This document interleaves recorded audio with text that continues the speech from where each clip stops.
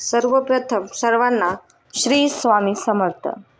गुरु ब्रह्मा गुरु विष्णू गुरुदेव महेश्वरा, गुरु साक्षात परब्रह्म तस्मै श्री गुरुवे नमः।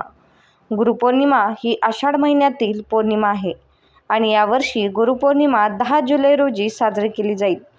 या दिवशी भगवान विष्णूची पूर्ण विधीपूर्वक पूजा केली जाते। गुरुपौर्णिमेच्या दिवशी घरोघरी भगवान सत्यनारायणाची कथा सांगणे हे विशेष महत्त्वाचे मानले जाते। महर्षी वेद व्यासजींचा जन्मही याच दिवशी झाला होता, म्हणूनच याला व्यास पौर्णिमा असेही म्हणतात। असे मानले जाते की या दिवशी भगवान सत्यनारायणाची कथा वाचल्याने तुमच्या घरात सुख आणि समृद्धी येते आणि घरातून सर्व प्रकारची नकारात्मक ऊर्जा दूर होते।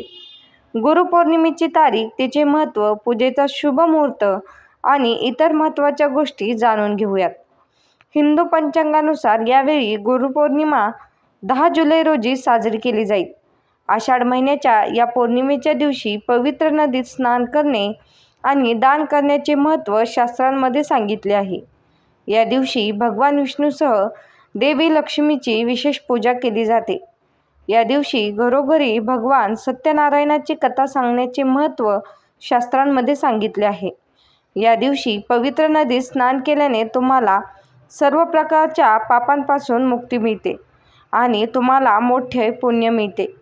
गुरुपौर्णिमेचा शुभ मुहूर्त, महत्त्व आणि उपासनेची पद्धत जाणून घेऊया। गुरुपौर्णिमा तारीख, वैदिक पंचांगानुसार गुरुपौर्णिमा 10 जुलै रोजी साजरी केली जाईल।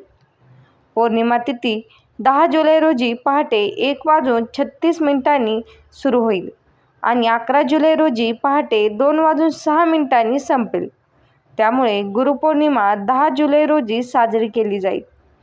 गुरुपौर्णिमेचे विशेष महत्त्व, पौराणिक मान्यतेनुसार सुमारे 3000 वर्षापूर्वी वेद व्यासजींचा जन्म आषाढ शुक्ल पौर्णिमेला झाला होता, म्हणून दरवर्षी हा दिवस गुरुपौर्णिमा म्हणून साजरा केला जातो।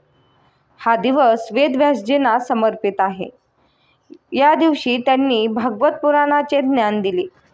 गुरुपौर्णिमेला व्यास पौर्णिमा असेही म्हणतात। तसेच पौर्णिमा असल्याने या दिवशी भगवान विष्णू आणि देवी लक्ष्मीची पूजा केली जाते।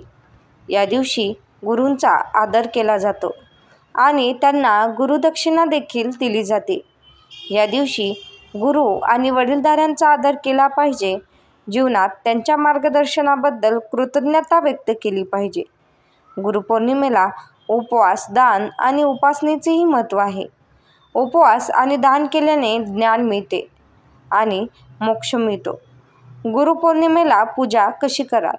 तुम्ही गुरुपौर्णिमेला भगवान सत्यनारायणाची कथा करण्यासाठी ब्राह्मणाला बोलावू शकत नसाल तर तुम्ही स्वतः भगवान विष्णूची पूजा करूनही शुभ फळे मिळवू शकता। भगवान विष्णूच्या पूजेमध्ये तुळशी, धूप, दिवा, सुगंध, फुले आणि पिंपळी फळे अर्पण करा। श्रीहरीचे स्मरण करा आणि तुमच्या इच्छा त्यांना सांगा। व्यक्तीने पूजा करणे महत्त्वाचे आहे। पूजा केल्यावर देवाला विविध प्रकारचे पदार्थ अर्पण करून नमस्कार करा। त्यानंतर आरती करून सर्वांना प्रसाद वाटा। धन्यवाद।